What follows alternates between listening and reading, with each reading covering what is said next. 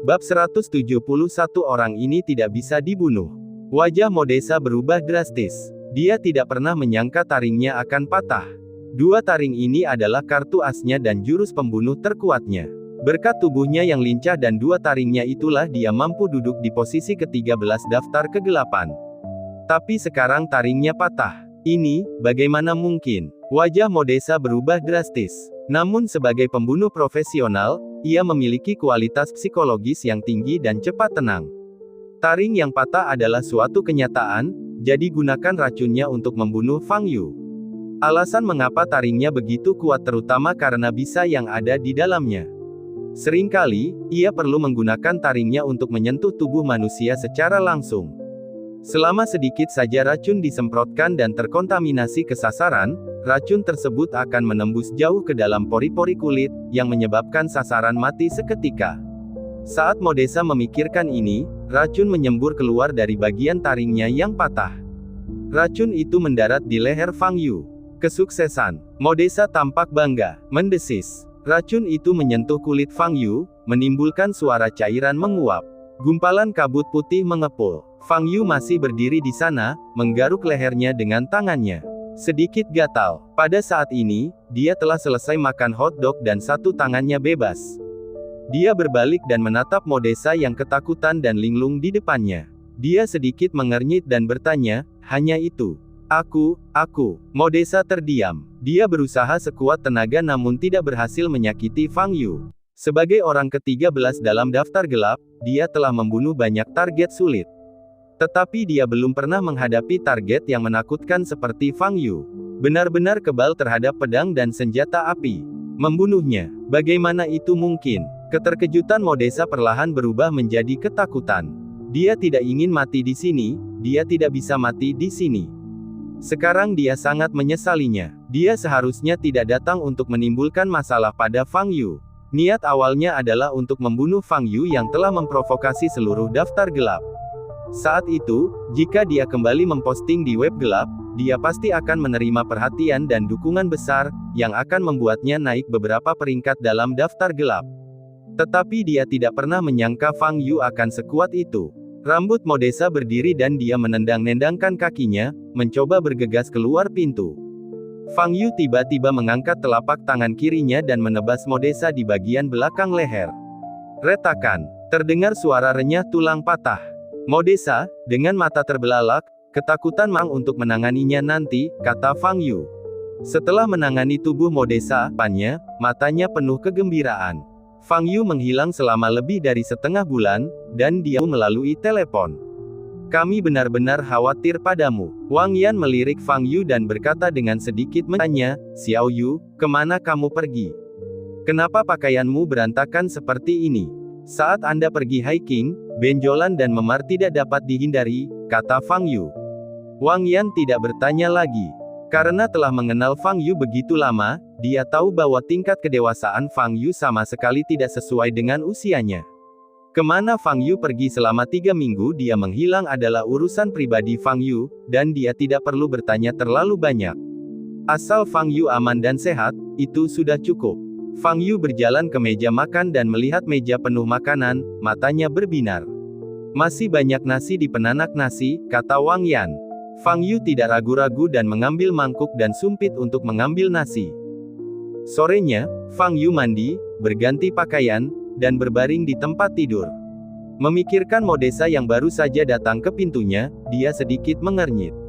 Bisakah para pembunuh ini menemukan alamatnya dengan mudah? Ini tidak bisa berlanjut. Saat dia tidak di rumah, Wang Yan dan Yu Yuiwei berada dalam bahaya. Dia beruntung kali ini karena dia baru saja kembali ke rumah ketika Modesa datang ke pintunya. Jika tidak, akibatnya akan mengerikan. Setelah berpikir sejenak, Fang Yu menemukan ide bagus. Kita harus menemukan Liu Lianxia untuk melakukan pekerjaan itu. Jadi Fang Yu mengaktifkan tanda yang tertinggal di jiwa Liu Lianxia. Oh, saat dia mengaktifkan tanda itu, Fang Yu tertegun sejenak. Liu Lianxia sebenarnya berada di gunung bersalju di belakang Huaibei. Istana Es. Fang Yu menyipitkan matanya sedikit dan mengaktifkan tanda itu. Pada saat ini, dia bisa melihat apa yang dilihat Liu Lianxia. 2 minggu setelah Fang Yu menghilang, Liu Lianxia mengambil kesempatan untuk kembali ke Istana Frost. Dia menerima informasi bahwa setelah Fang Yu membunuh Guru Long di Danau Yuexin, dia pergi ke Gunung Baichuan di Jiangnan Barat dan kemudian menghilang. Konon, Fang Yu meninggal di Gunung Baichuan. Ketika mendengar berita itu, Liu Lianxia begitu gembira hingga dia hampir melompat. Sekarang Fang Yu sudah mati, kutukan di tubuhnya tidak akan efektif lagi. Hidupnya sekali lagi berada di tangannya sendiri. Jadi, Liu Lianxia meninggalkan Jiangnan dan kembali ke istana Suanghan. Pada saat ini, dia sedang melatih keterampilan mental di kamarnya. Karena kemajuan kultivasinya terlalu lambat, gurunya menghukumnya untuk mengasingkan diri selama sebulan dan dia tidak diizinkan meninggalkan ruangan sebelum batas waktu. Teknik jantung es, lumayan. Sayang sekali kamu terlalu teralihkan saat berlatih, pikiranmu tercerai-berai, dan efisiensi latihanmu sangat rendah. Liu Lianxia sedang berlatih ketika sebuah suara yang dikenalnya, yang membuatnya takut dan jijik, tiba-tiba muncul dalam benaknya. Fang Yu. Wajah Liu Lianxia seketika memucat dan dia hampir berteriak. Jangan kaget, aku tidak melakukan apapun padamu, kata Fang Yu. Kau sudah. Liu Lianxia terkejut dan sesaat tidak tahu harus berkata apa. Tentu saja aku tidak mati. Aku hanya pergi jalan-jalan untuk bersantai sejenak, kata Fang Yu. Ekspresi Liu Lianxia berubah dan dia bertanya, apa yang kamu ingin aku lakukan? Ada sesuatu yang aku ingin kamu lakukan untukku, kata Fang Yu. Petik 2. Aku tidak bisa meninggalkan ruangan ini sekarang. Tuanku memintaku untuk menyendiri selama sebulan, kata Liu Lianxia. Ini urusanmu, kamu harus mencari cara untuk menyelesaikannya sendiri. Tentu saja, selama kamu cukup kuat untuk menanggungnya, kamu juga dapat memilih untuk tidak melakukannya. Fang Yu berkata dengan dingin. Tidak, Liu Lianxia tidak pernah ingin merasakan lagi sakitnya jiwanya yang tercabik-cabik. Aku butuh kamu untuk menuntun para pembunuh yang datang untuk menggangguku ke alamat palsu, bukan alamat rumahku yang sebenarnya. Kamu tahu caranya, kan? Kata Fang Yu. Aku tahu, tapi aku harus menemui majikanku dulu dan meminta dia mengizinkanku keluar. Liu Lianxia berkata sambil berpikir. Yang perlu dia lakukan sekarang adalah menemukan gurunya dan meminta dia untuk menyelamatkannya serta membantunya menghilangkan kutukan yang ditinggalkan Fang Yu di jiwanya. Memikirkan hal ini, Liu Lianxia segera melompat dari tempat tidur, mendorong pintu hingga terbuka dan berlari keluar kamar. Yang tidak diketahuinya ialah Fang Yu mendengar semua pikirannya saat ia mengucapkannya lantang dalam benaknya. Saya ingat Liu Lianxia mengatakan bahwa gurunya adalah kepala istana dari Istana Frost. Selain itu, rambut gurunya berwarna biru langit. Seharusnya gadis kecil dari tahun itu, kan? Kita sudah lama tidak berjumpa, senang rasanya kalau bisa bertemu. Fang Yu berpikir. Setelah Liu Lianxia bergegas keluar ruangan, dia buru-buru berlari ke sebuah istana. Ada beberapa murid perempuan berdiri di dalam. Adik Liu, bukankah kamu dihukum untuk menyendiri? Mengapa kamu keluar begitu cepat? Jika guru kita melihatmu, dia pasti akan marah lagi. Seorang murid perempuan mengerutkan kening saat melihat Liu Lianxia. Bab 172 bertemu teman lama. Kakak senior, ada sesuatu yang mendesak yang harus saya sampaikan kepada guru, di mana dia sekarang? Liu Lianxia bertanya dengan cemas. Mendesak, Anda dapat memberi tahu kami apapun yang Anda miliki, kata kakak senior lainnya. Tidak, aku harus mencari guru untuk masalah ini. Kakak senior, katakan saja di mana guru berada. Liu Lianxia menghentakkan kakinya dengan cemas. Apa yang kamu inginkan dariku? Pada saat ini, terdengar suara dingin. Seorang wanita berjubah putih dengan kain kasa menutupi bahunya berjalan keluar dari balik tirai. Dia memiliki rambut biru langit yang luar biasa panjang, perawakan tinggi, dan fitur wajah yang sempurna, sehalus patung dalam lukisan. Hanya berdiri di sana saja, rasanya Anda telah menjadi pemandangan yang indah. Tetapi dia memancarkan aura dingin yang membuat orang menjaga jarak. Melihat wanita itu, seluruh murid Istana Frost yang hadir menundukkan kepala dan berseru serempak, "Halo, guru!" Dia adalah kepala Istana Frost Palace saat ini, Su Lengyun. Pada saat yang sama Liu Lianxia melihat Su Lengyun, Fang Yu juga melihat Su Lengyun. Ternyata itu adalah gadis kecil dari tahun itu. Su Lengyun sedikit mengernyit, menatap Liu Lianxia, dan berkata, aku baru saja menghukummu untuk menyendiri selama sebulan, dan belum sampai 2 hari, dan kau sudah kabur tanpa izin. Tuan, sebaiknya kita tidak membicarakan hal ini sekarang. Ada hal penting yang harus saya bicarakan dengan Anda. Liu Lianxia menyela Su Lengyun. Melihat wajah pucat dan ekspresi cemas Liu Lianxia, Su Lengyun bertanya, ada apa? Ya, bisakah kita bicara di dalam? Liu Lianxia menatap kakak perempuan senior di sekitarnya dan berkata dengan suara rendah. Masuklah bersamaku. Su Lengyun berbalik dan berjalan di balik tirai. Setelah memasuki aula dalam, Su Lengyun menatap Liu Lianxia dan bertanya, katakan padaku, ada apa? Liu Lianxia segera berlutut dan berkata, Guru, jiwaku telah dikutuk. Anda harus menyelamatkanku. Apa? Wajah Su Lengyun berubah. Dia maju 2 langkah, mengulurkan tangan putihnya yang sempurna, dan meletakkannya di kepala Liu Lianxia. Cahaya putih menyala di telapak tangannya, dan kemudian dia benar-benar merasakan napas aneh di tubuh Liu Lianxia. Napas ini sangat samar dan halus, bersembunyi di tubuh Liu Lianxia. Su Lengyun menggunakan indera spiritualnya untuk mencari napas ini. Tetapi setelah mencari beberapa saat, saya masih belum dapat menentukan lokasi pasti aura ini. Su Lengyun mengerutkan kening dan berkata, Lianxia, katakan padaku, kapan kutukan ini terjadi? Seni kutukan dan segel sebenarnya adalah seni jiwa. Seni jiwa dan ruh merupakan seni yang paling kabur dan sulit dipahami di antara semua teknik. Hanya sedikit orang yang mau mempelajarinya, dan lebih sedikit lagi yang dapat mempelajarinya dengan baik. Su Lengyun tidak tahu banyak tentang seni jiwa dan sedikit tidak berdaya. Ini aku, Sebelum Liu Lianxia bisa menyelesaikan kata-katanya, dia berteriak dan jatuh ke tanah. Su Lengyun memancarkan aura energi, tatapannya dingin, dan dia bertanya, siapa kamu? Tidak buruk, kamu telah menembus alam martial master hanya dalam waktu 20 tahun. Suara Fang Yu muncul di aula dalam. Ekspresi Su Lengyun sedikit berubah karena dia merasa suara itu sangat familiar. Itu adalah suara seseorang yang sering dipikirkannya selama bertahun-tahun. Saya tidak punya niat jahat terhadap murid Anda. Sebaliknya, dialah yang ingin menyerang saya terlebih dahulu demi 100 juta dolar AS. Sekarang, saya hanya memberinya hukuman kecil dan memintanya melakukan sesuatu untuk saya, kata Fang Yu. Siapa kamu? Su Lengyun bertanya dengan ragu-ragu.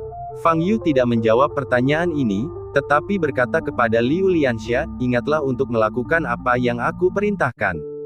Setelah mengatakan ini, Fang Yu terdiam. Su Lengyun berdiri di sana dengan linglung selama beberapa saat. Wajah Liu Lianxia memucat saat dia bangkit dari tanah. Melihat sang guru kebingungan, Liu Lianxia bertanya dengan gemetar, Guru, apakah saya sudah tidak punya harapan? Su Lengyun kembali sadar dan bertanya, Lianxia, siapa orang yang memberikan kutukan padamu? Namanya Fang Yu. Pria ini sangat aneh. Dia tampak berusia kurang dari 20 tahun. Kultivasinya hanya seperti seorang prajurit bawaan sepertiku, tetapi kekuatannya yang sebenarnya sangat kuat, dan dia sangat berbahaya. Liu Lianxia terus berbicara dan tidak menyadari perubahan di mata Su Lengyun. Pada saat ini, Su Lengyun berdiri di sana dengan linglung, matanya agak merah. Itu benar-benar dia. Itu Fang Yu. Awalnya dia berpikir bahwa dia tidak akan pernah melihat Fang Yu lagi dalam kehidupan ini. Dia tertegun saat mendengar suara yang dikenalnya tadi. Dia pikir dia salah dengar. Tetapi setelah mendengarkan apa yang dikatakan Liu Lianxia, dia yakin. Orang ini benar-benar Fang Yu. Lianxia, di mana kamu bertemu dengannya? Su Lengyun memandang Liu Lianxia dan bertanya. Di kota Jianghai di Jiangnan. Melihat mata gurunya sedikit merah, jantung Liu Lianxia berdebar kencang. Mungkinkah dia benar-benar tidak dapat ditolong lagi? Guru, apakah saya tidak punya harapan? Liu Lianxia bertanya dengan suara gemetar dan wajah pucat. Yah, tidak, kamu bisa diselamatkan. Kamu akan baik-baik saja. Perkataan Su Lengyun sedikit membingungkan karena dia terlalu bersemangat. Dalam hati Liu Lianxia, guru selalu terlihat tenang dan acuh tak acuh. Tetapi sekarang, Su Lengyun bahkan tidak dapat berbicara dengan jelas, dan matanya merah. Guru hanya menghiburku. Pasti ada yang salah dengan tubuhku. Aku akan mati. Liu Lianxia hanya merasa lemah di sekujur tubuhnya. Dia baru berusia 23 tahun, umurnya masih panjang, dan dia belum menghasilkan cukup uang. Sungguh tragis untuk mati seperti ini. Apakah Anda tahu alamat Fang Yu saat ini? Su Lengyun bertanya lagi. Petik 2. Aku tahu. Liu Lianxia menjawab dengan lemah. Baiklah kalau begitu. Aku akan pergi bersamamu ke kota Jianghai untuk mencarinya besok. Su Lengyun menggigit bibirnya untuk menyembunyikan kegembiraan di dalam hatinya. Tuan, apakah Anda ingin ikut dengan saya mencari Fang Yu? Mata Liu Lianxia berbinar. Dengan kekuatan guru, Fang Yu pasti bisa dikalahkan. Jika Fang Yu dapat dikalahkan, kutukan padanya dengan sendirinya akan terangkat. Guru, terima kasih. Liu Lianxia berlutut lagi. Fang Yu sedang berbaring di tempat tidur di kamar, memikirkan beberapa hal di masa lalu. Dia seharusnya bertemu Su Lengyun 20 tahun yang lalu, atau mungkin lebih dari 10 tahun yang lalu. Saat itu, ia tinggal di Yangzhou, Huaibei. Keluarga Su merupakan keluarga sekuler lokal di Yangzhou dengan fondasi yang baik, dan menduduki peringkat 3 teratas di Yangzhou. Namun karena kepala keluarga Su saat itu terlalu jujur, dia tidak mau bekerja sama dengan keluarga lain untuk melakukan hal-hal yang melanggar hukum tetapi dapat meraup untung besar. Tak hanya itu, ia juga melaporkan bisnis ilegal keluarga tersebut kepada pihak berwajib. Seiring berjalannya waktu, keluarga Su dibenci oleh semakin banyak keluarga.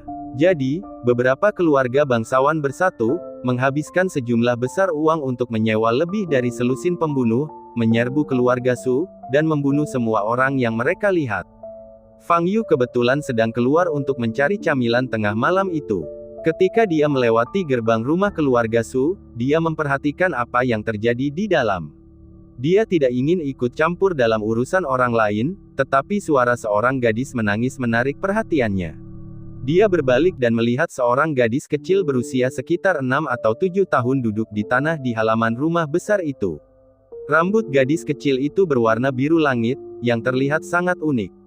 Seorang lelaki setengah baya berdiri di hadapannya, dengan banyak luka di sekujur tubuhnya dan mengeluarkan banyak darah, namun ia tetap berdiri di sana dan mengulurkan tangannya untuk melindungi gadis kecil itu.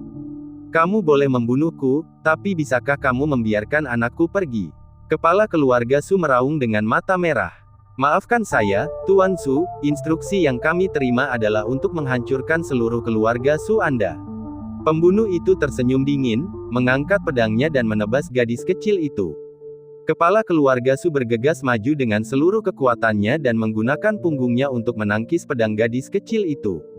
Gadis kecil itu begitu ketakutan hingga dia menangis memanggil ayahnya. Ayahnya tidak menanggapi. Pada saat ini, si pembunuh mengangkat pedangnya lagi. Gadis itu menangis dan secara naluriah merangkak keluar, dan matanya bertemu dengan Fang Yu yang berdiri di luar pintu. Fang Yu melihat ketakutan, kesedihan, dan air mata kristal di mata besar gadis itu. Pada saat itu, hati Fang Yu yang sudah mati rasa, sedikit bergetar. Jadi dia menyelamatkan gadis itu dan membunuh semua pembunuhnya. Setelah itu, dia membawa gadis itu untuk tinggal bersamanya selama sekitar setengah tahun.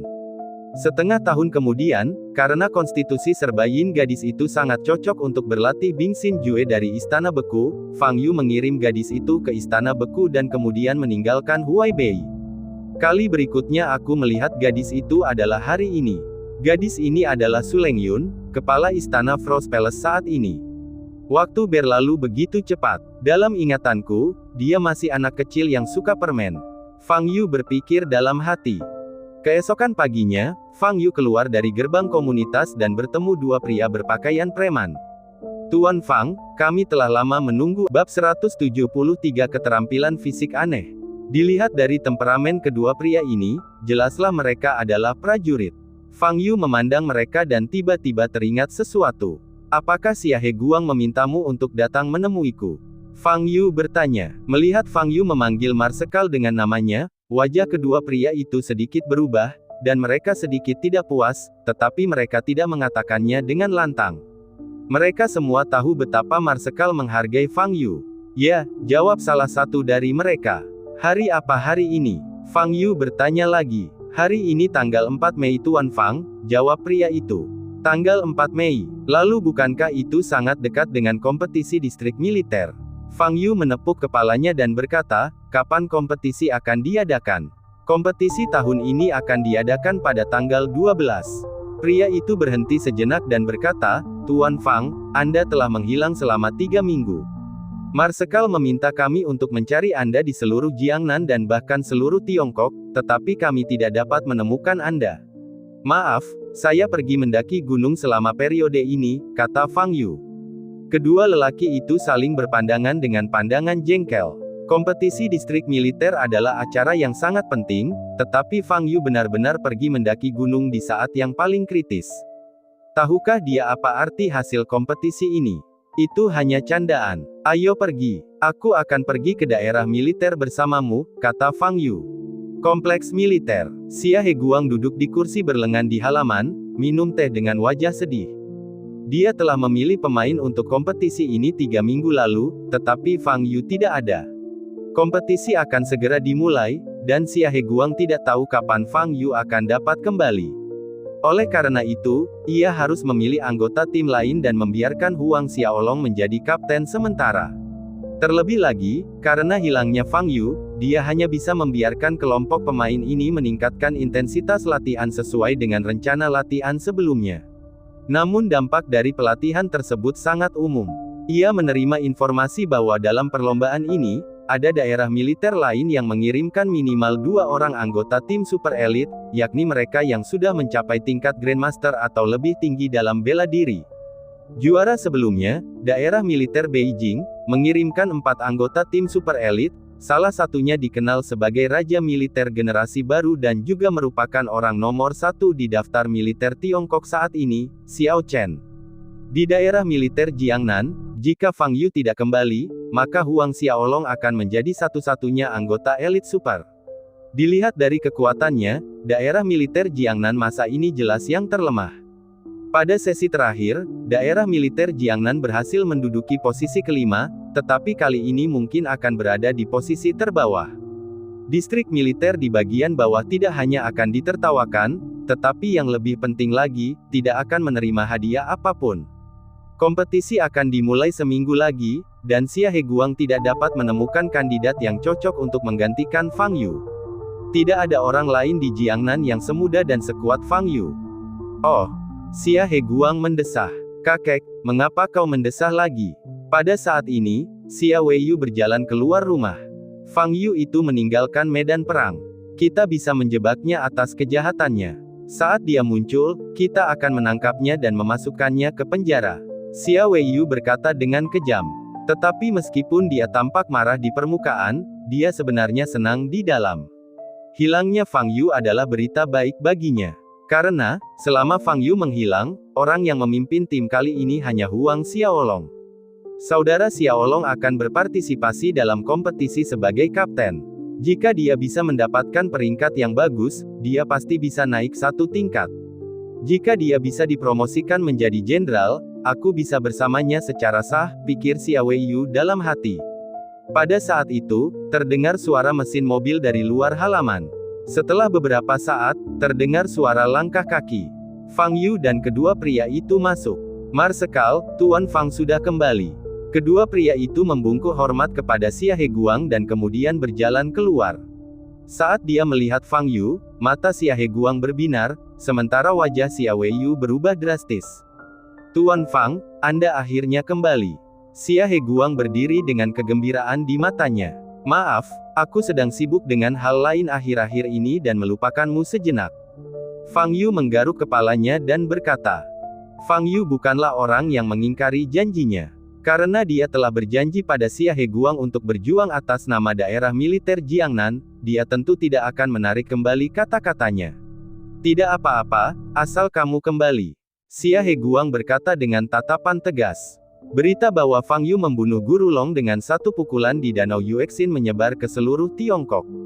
Setelah mendengar berita ini, Xia Heguang memiliki gambaran yang lebih jelas tentang kekuatan Fang Yu. Sederhananya, dia lebih kuat dari Wu Zun.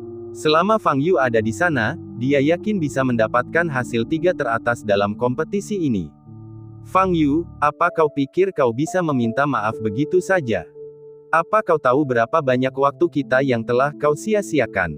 Kompetisi tinggal seminggu lagi. Bagaimana mungkin kalian masih bisa melatih para pemain itu ketika kalian baru saja kembali sekarang? Sejak pertama kali melihat Fang Yu, wajah Xia Weiyu berubah jelek. Bajingan ini, kenapa dia tiba-tiba kembali? Weiyu, diamlah. Xia Heguang berteriak dengan wajah muram. Wajah Xia Weiyu berubah dan dia tidak berani berbicara lagi, tetapi matanya penuh dengan kemarahan. Fang Yu mengabaikan Xia Weiyu dan bertanya pada Xia Heguang, apakah perlu melatih mereka sekarang? Saya tidak tahu apakah Master Fang memiliki metode pelatihan yang efisien. Selama Anda pergi, kami meminta anggota tim untuk melakukan pelatihan intensitas tinggi sesuai dengan rencana pelatihan yang biasa, tetapi hasilnya sangat rata-rata. Xia Heguang berkata dengan suara yang dalam. Metode pelatihan yang efisien. Fang Yu sedikit mengernyit dan mulai berpikir. Setelah beberapa saat, ia teringat serangkaian teknik tinju aneh yang diajarkan gurunya saat ia sedang melatih tubuhnya.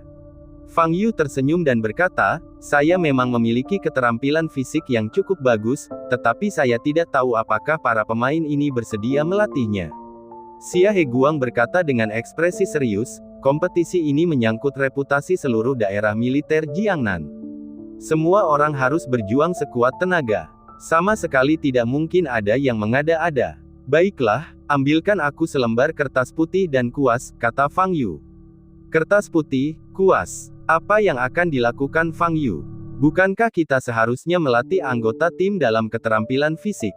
Mungkinkah dia ingin menuliskan rumus rahasia dari teknik rahasianya? Xia Heguang tertegun, namun tanpa berkata apa-apa, dia menoleh ke Xia Weiyu di sampingnya dan berkata, Weiyu, ambilkan kertas dan pena seperti yang diminta Tuan Fang. Kakek, dia jelas-jelas sedang main-main. Xia Weiyu tidak dapat menahan diri untuk tidak berbicara. Xia Heguang melotot ke arah Xia Weiyu, yang membuat Xia Weiyu begitu takut hingga dia menelan kembali kata-kata berikutnya. Sesaat kemudian, Xia Weiyu kembali sambil membawa selembar kertas putih dan kuas cat hitam, lalu menyerahkannya kepada Fang Yu dengan tidak senang. Fang Yu mengambil kertas dan pena dan mulai menggambar di atasnya. Xia Heguang berdiri dan berjalan maju, ingin melihat apa yang digambar Fang Yu. Tak lama kemudian, tampaklah sosok seseorang di atas kertas. Anggota tubuh lelaki itu berdiri dalam posisi yang sangat aneh, dan anggota tubuh mereka sangat bengkok dan tidak terkoordinasi. Teknik fisik macam apa ini, Xia Heguang dapat dilakukan manusia? Bagaimana cara memindahkan lengan dari belakang ke Heguang bertanya dengan ragu-ragu. Ya, Fang Yu mengangguk dan berkata, sebenarnya, rangkaian itu sudah cukup untuk meningkatkan kondisi fisik mereka ke tingkat yang lebih tinggi, kata Fang Yu. 10 Xiaolong menatap Fang Yu, matanya penuh dengan keengganan dan kebencian. Hanya tersisa 1 minggu sebelum kompetisi distrik militer, dan Fang Yu telah menghilang selama 3 minggu penuh. Mengapa dia kembali saat ini? Jika Fang Yu tidak kembali, Huang Xiaolong akan mengamankan posisi kapten kompetisi ini. Maaf mengganggu waktu latihanmu. Ada yang ingin kuumumkan. Xia Heguang berjalan di depan sekelompok pemain, dan Fang Yu berdiri di belakangnya. Semua orang sudah melihat bahwa Tuan Fang sudah kembali. Seperti yang sudah kita sepakati sebelumnya, posisi kapten akan diambil alih oleh Tuan Fang. Saat dia berbicara, Xia Heguang melirik Huang Xiaolong. Huang Xiaolong menundukkan kepalanya dan mengepalkan tangannya. Anggota tim lainnya telah melihat keterampilan Fang Yu, jadi mereka tidak bisa berkata apa-apa saat ini. Jika semua orang tidak keberatan, Fang Yu akan menjadi kapten tim Sunlong kita. Dia akan memimpin kalian untuk mewakili daerah militer Jiangnan dalam kompetisi daerah militer ini. Xia Heguang berkata dengan suara yang dalam. Kemudian, Xia Heguang menatap Huang Xiaolong lagi dan berkata, Letnan Jenderal Huang Xiaolong akan bertindak sebagai wakil kapten dan membantu Kapten Fang Yu dalam pekerjaannya. Setelah mendengar keputusan Xia Heguang, setiap anggota tim diam-diam melirik Huang Xiaolong. Huang Xiaolong masih menundukkan kepalanya dan tidak mengungkapkan apapun. Baiklah, mulai hari ini, Kapten Fang Yu akan memberimu pelatihan khusus. Xia Heguang menarik kembali pandangannya dan berkata, pelatihan khusus. Mendengar ini, setiap anggota tim mengangkat kepala dan menatap Xia Heguang. Selanjutnya, Kapten Fang akan menjelaskannya kepadamu. Xia Heguang berbalik dan menatap Fang Yu. Fang Yu memegang setumpuk kertas putih fotokopi di tangannya dan menyerahkannya kepada anggota tim. Semua orang, ambil satu, kata Fang Yu. Para anggota tim mengambil kertas putih di tangan mereka, memandangi gambar-gambar tokoh aksi yang tergambar di atasnya, dan saling memandang dengan heran. Apa ini? Apakah dia bermaksud agar kita berlatih sesuai dengan instruksi? Bagaimana cara melatihnya? Lagi pula, aku tidak mungkin bisa melakukan gerakan-gerakan ini. Setelah melihat gambar di kertas putih sejenak, anggota tim mulai membicarakannya. Fang Yu tersenyum dan berkata, "Saya yakin semua orang sudah menebak tentang pelatihan khusus saya. Benar sekali, kamu perlu melakukan tindakan yang sama seperti orang-orang dalam gambar yang aku gambar. Anda dapat memilih gambar mana yang ingin Anda pelajari." Mendengar kata-kata Fang Yu, para anggota tim menjadi gempar. Mereka tidak menyangka bahwa Fang Yu benar-benar ingin mereka mempelajari gerakan karakter yang digambar dalam gambar. Bagaimana cara melakukannya? Beberapa anggota tim telah mencoba melakukannya, tetapi semuanya berakhir dengan kegagalan. Bagaimana kita akan melakukan ini? Setiap anggota tim mengeluh dengan getir. Beberapa gerakan tidak dapat dilakukan sendiri, jadi Anda dapat meminta bantuan seseorang untuk melakukan gerakan tersebut bagi Anda, kata Fang Yu. Melakukan suatu gerakan. Anggota tim tampak aneh. Berdasarkan gerakan pada gambar, jika dipaksakan, apakah lengan Anda tidak akan patah?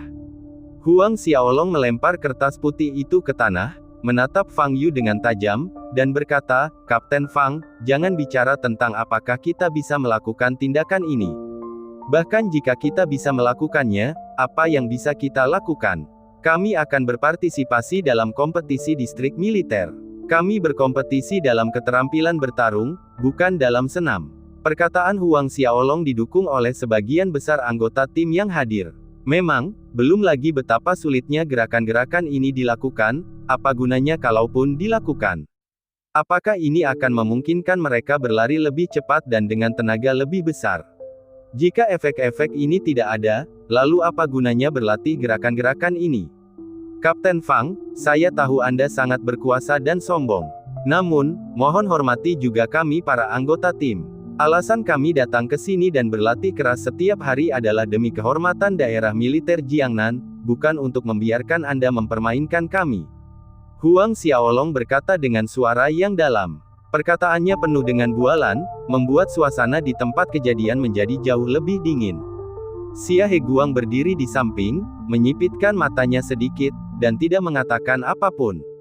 Anggota tim lainnya bahkan tidak berani berbicara saat ini. Fang Yu memandang Huang Xiaolong dan tersenyum, gerakan-gerakan ini memang terlihat sulit, tetapi sangat efektif dan dapat merangsang potensi tubuh fisikmu. Merangsang potensi. Saya belum pernah mendengarnya. Hanya dengan melakukan serangkaian gerakan lucu dapat merangsang potensi tubuh. Huang Xiaolong mencibir. Berapa usiamu? Fang Yu tiba-tiba bertanya.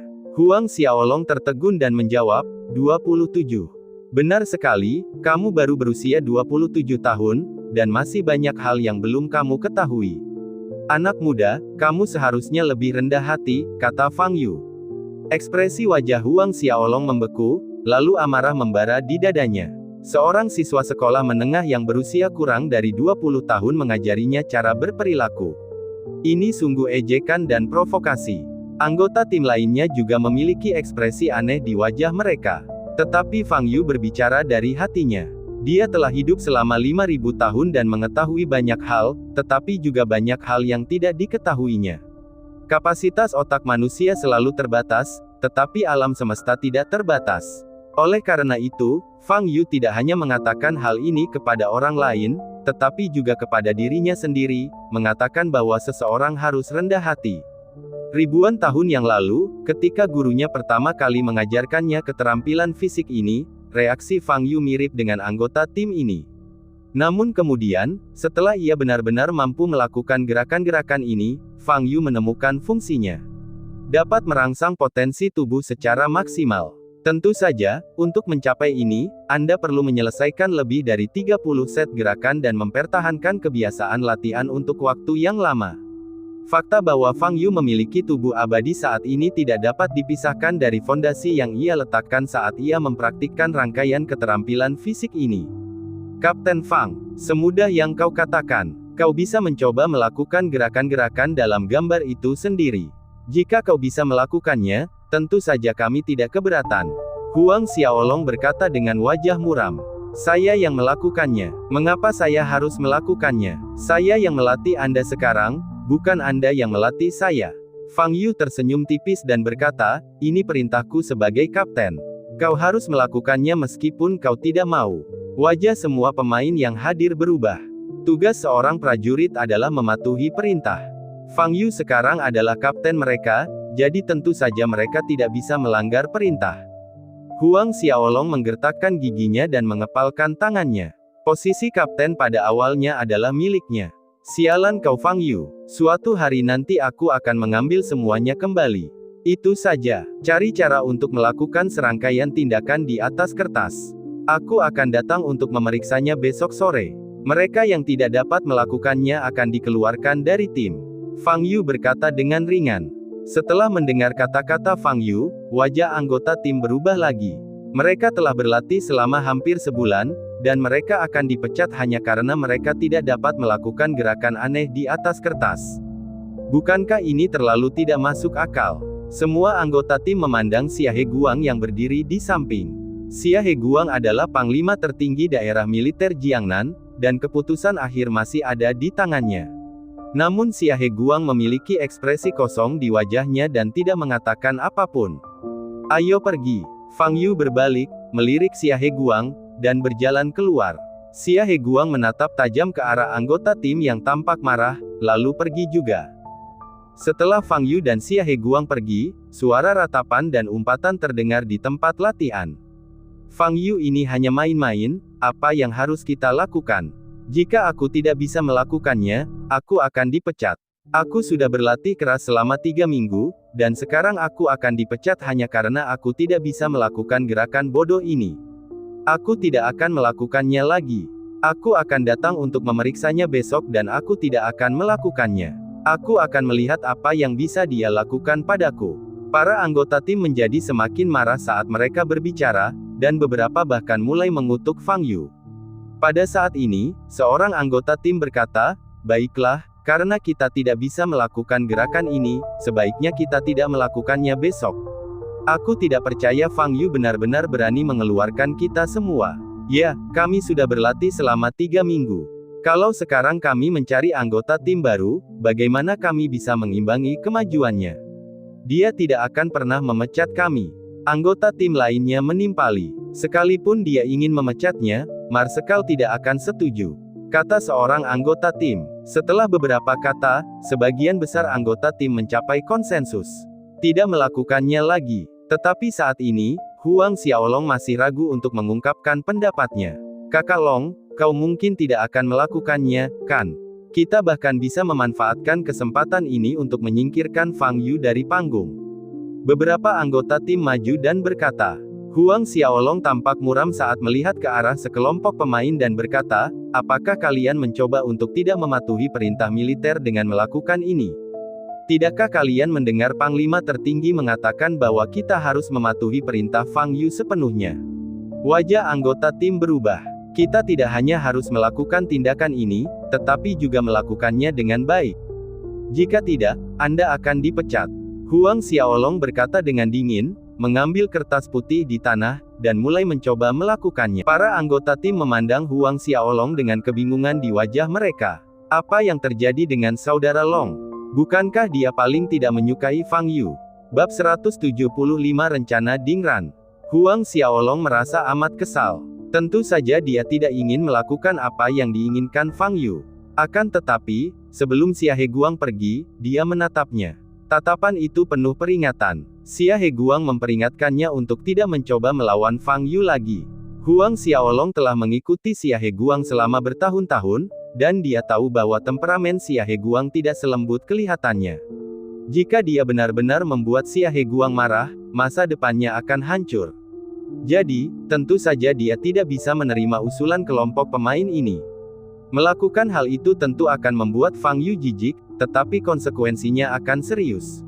Xia Heguang pasti berpikir bahwa Huang Xiaolong lah yang menghasut anggota tim untuk melakukan ini.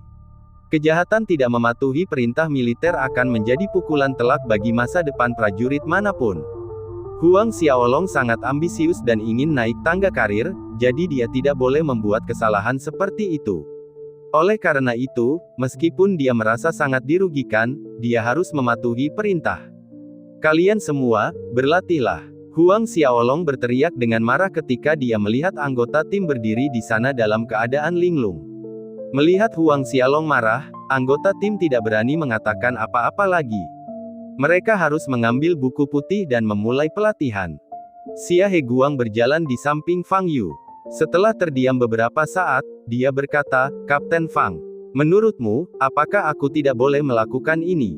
Aku harus menunjukkannya lagi agar aku bisa meyakinkan semua orang." Fang Yu berbicara sebelum Xia Heguang selesai berbicara. Xia Heguang tidak mengatakan apa-apa lagi dan mengangguk. Memang, dia berpikir tindakan Fang Yu tadi tidak pantas. Tidak perlu. Bahkan jika aku melakukan gerakan itu, apa bedanya? Mereka yang tidak tunduk padaku tetap tidak akan tunduk padaku, kata Fang Yu. Alasan lainnya adalah Fang Yu tidak yakin apakah dia masih dapat melakukan tindakan ini sekarang. Saat itu tubuhnya belum terbentuk dan memiliki plastisitas tinggi, sehingga ia mampu melakukan gerakan-gerakan tersebut. Tetapi sekarang, tubuhnya telah ditempa 100 kali, dan kekerasan tulang serta ototnya telah lama mencapai batasnya. Jika dia diminta melakukan gerakan tersebut lagi, dia mungkin tidak akan mampu melakukannya, dan itu akan menjadi lelucon besar. Mengenai pengusiran, Xia Heguang ragu-ragu, kompetisi akan dimulai seminggu lagi, dan para pemain ini telah berlatih selama 3 minggu. Jika mereka dikeluarkan, saya khawatir kita tidak akan dapat menemukan penggantinya. Tidak masalah. Kalau mereka tidak bisa melakukan gerakan itu, mereka tidak jauh berbeda dengan pemain lain yang belum pernah berlatih. Ganti saja mereka, Fang Yu berkata sambil tersenyum. Xia Heguang tidak mengatakan apa-apa lagi. Meskipun dia tidak sepenuhnya setuju dengan pendekatan Fang Yu, bagaimanapun juga, Fang Yu adalah kaptennya. Jika dia mengatakan sesuatu yang lebih lagi, mungkin Fang Yu akan merasa jijik. Setelah meninggalkan wilayah militer, Fang Yu datang ke sekolah. Setelah tidak masuk kelas selama 3 minggu berturut-turut, dia langsung menjadi pusat perhatian begitu muncul di kelas. Ada yang menatapnya dengan tatapan menggoda, ada yang berusaha menurunkan tekanan darah, ada pula yang penuh dengan rasa iri dan kagum. Belajar di tahun ketiga sekolah menengah atas sangatlah padat, dan orang tua serta guru berharap agar siswa dapat belajar 24 jam sehari. Tetapi Fang Yu datang saat dia mau, dan membolos saat dia tidak mau. Terlebih lagi, bahkan ketika dia datang ke kelas, Fang Yu tidak belajar, dia malah tidur. Fang Yu mungkin satu-satunya orang di Tiongkok yang bisa begitu bebas dan santai saat belajar di tahun ketiga sekolah menengah atas. "Kemana saja kamu selama 3 minggu terakhir?" Tang Xiaorou bertanya saat Fang Yu duduk. "Pergi keluar untuk bermain." Fang Yu menjawab, "Mau kemana? Kamu pergi selama 3 minggu. Ayahku bilang dia tidak bisa menghubungimu." Tang Xiaorou mengerutkan kening. "Aku tidak akan memberitahumu. Pokoknya, kami pergi ke tempat yang sangat menyenangkan," kata Fang Yu. Tang Xiaorou menatap wajah Fang Yu, dan setelah beberapa saat dia mendengus dan berkata, "Ujian masuk perguruan tinggi tinggal sebulan lagi. Kamu membolos setiap hari, dan kemajuan belajarmu sangat tertinggal. Jika kamu tidak diterima di universitas terkemuka, kamu akan menangis. Apa yang membuatmu berpikir aku akan menangis jika aku tidak diterima di universitas pilihan?" Fang Yu mengangkat alisnya dan bertanya, Kamu tidak ingin kuliah? Mengapa kamu ingin melanjutkan ke sekolah menengah?" Tang Xiaorou bertanya dengan wajah memerah. "Bukankah sudah jelas? Untuk membuang waktu." Fang Yu menjawab, "Membunuh waktu." Tang Xiaorou sama sekali tidak mempercayainya. Siapa yang pergi ke sekolah menengah hanya untuk menghabiskan waktu? Fang Yu, jangan berpikir bahwa hanya karena kamu mendapat nilai bagus di ujian sebelumnya, ujian masuk perguruan tinggimu akan menjadi hal yang pasti. Berapa banyak siswa yang mendapat nilai buruk di ujian masuk perguruan tinggi setiap tahun? Aku pikir ada kemungkinan besar kamu akan menjadi salah satu dari mereka. Tang Xiaorou berkata dengan marah. "Baiklah, tinjau kembali pelajaranmu dan jangan ganggu aku."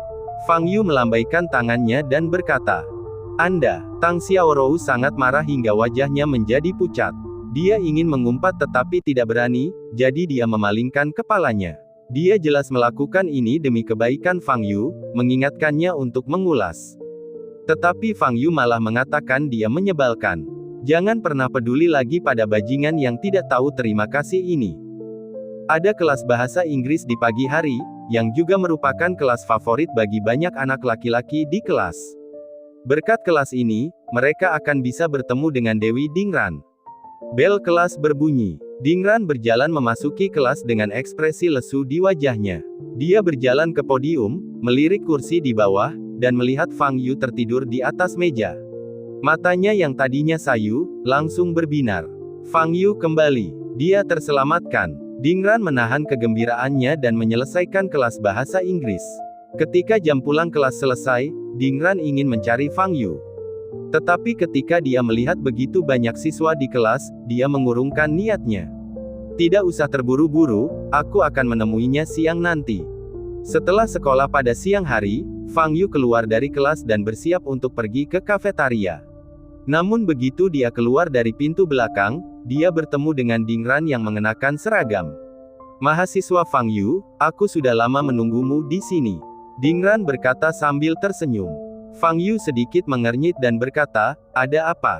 Aku hanya ingin mentraktirmu makan sebagai ucapan terima kasih karena sudah menolongku beberapa kali sebelumnya. Kau tidak akan menolak, kan? Dingran berkedip dan bertanya dengan lembut.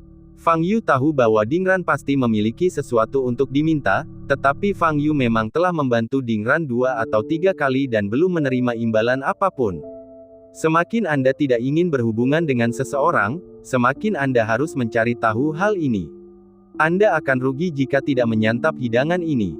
Jadi Fang Yu menyetujui permintaan Dingran. Dingran membawa Fang Yu ke kafetaria staf. Hanya staf dan fakultas sekolah yang dapat makan di kafetaria staf. Cara makan di kantin staf juga berbeda dengan kantin mahasiswa. Di sini, metode pemesanannya sama seperti di restoran. Setelah memesan, makanan keluar dengan sangat cepat. Fang Yu sedang berkonsentrasi makan dan tidak berkomunikasi dengan Dingran. Dingran minum air lemon dan memperhatikan Fang Yu makan tanpa berkata sepatah kata pun. Melihat Fang Yu hampir selesai makan, Dingran pun angkat bicara, Fang Yu, aku tidak akan bertanya kemana saja kamu selama beberapa minggu ini. Orang sepertimu pasti punya banyak hal yang harus dilakukan. Fang Yu tidak mengatakan apa-apa. Apakah kamu ingat apa yang aku katakan kepadamu terakhir kali di pameran kaligrafi dan lukisan Master Kai? Kata Dingran. Fang Yu menggelengkan kepalanya. Dingran menggigit bibirnya dan berkata, ada seorang pria bernama Zhou Cheng, putra tertua keluarga Zhou di Pulau Jiulong. Keluargaku telah menegosiasikan persyaratan dengannya, dan kami akan mengadakan pesta pertunangan minggu depan. Lalu apa? Fang Yu bertanya setelah menyesap air.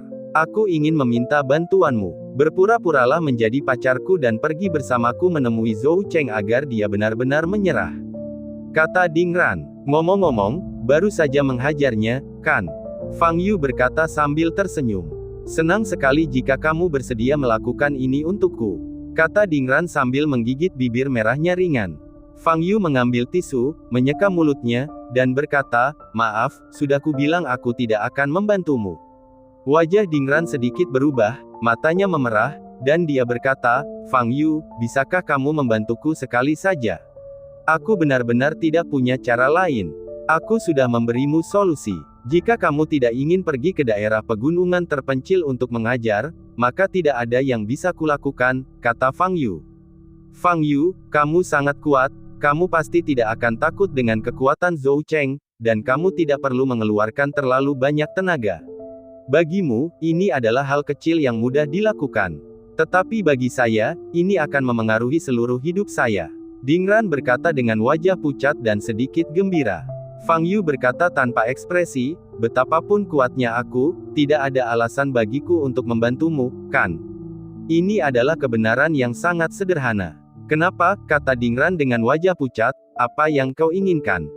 Aku bisa memberikannya padamu. Aku bisa memberikan semua uang yang kumiliki. Aku bahkan bisa menjadi wanitamu. Fang Yu menggelengkan kepalanya dan berkata, aku tidak tertarik padamu. Lagi pula, aku tidak mengenalmu dengan baik. Makanan ini adalah caramu untuk membalas budiku karena telah membantu kalian berdua sebelumnya. Kita tidak akan berhubungan lagi di masa depan. Setelah mengatakan itu, Fang Yu berdiri, berbalik dan pergi. Mata Dingran merah dan wajahnya pucat. Kenapa kau memperlakukanku seperti ini? Kenapa semua orang begitu acuh tak acuh? Dingran meraung dalam hatinya, penuh kebencian. Pada saat ini, telepon genggamnya tiba-tiba bergetar beberapa kali. Karena kamu tidak mau menolongku, jangan salahkan aku karena memanfaatkanmu. Dingran tiba-tiba tertawa dan mengambil telepon selulernya. Ponselnya menerima beberapa foto, yang diambil saat dia sedang duduk di meja yang sama dengan Fang Yu. Dalam salah satu foto, Dingran tersenyum, menopang wajahnya dengan satu tangan, menatap Fang Yu dengan mata penuh kasih sayang. Kita gunakan yang ini. Dingran mengangkat sudut mulutnya, memilih foto ini dan mengklik kirim.